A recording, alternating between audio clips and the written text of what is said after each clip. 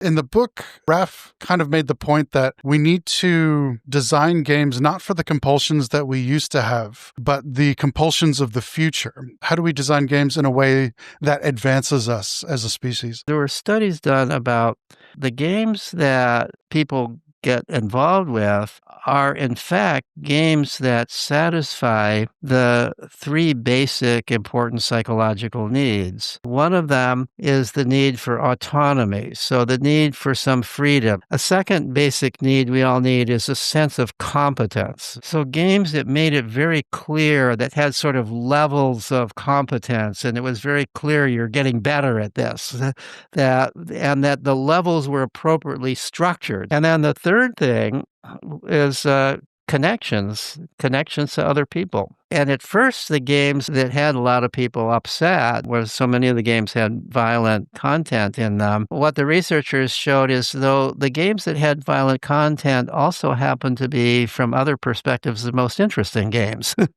And once you develop games that were equally interesting, that didn't have violent content, they became popular games, and they had the additional benefit that girls were more likely to play them. You're developing basic mental competencies.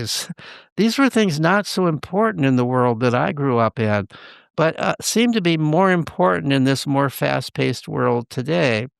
So these games do represent skills that are important to the culture today and increasingly important in the future.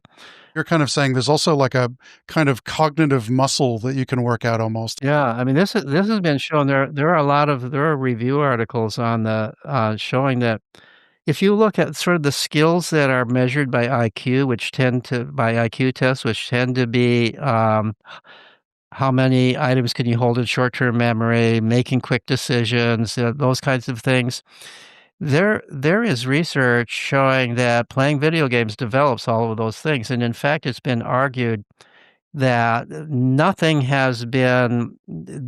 technique for improving IQ scores has been discovered beyond fast action video games. Oh, Fast wow, really? action video games develop those skills. It has been Oh, shown wow. over and over, and there are even brain imaging studies showing that those parts of the brain involved in those skills grow in people who play fast action video games. But this has been shown over and over again. There are really dozens of studies and many meta-analyses and review articles showing that these brain effects are real.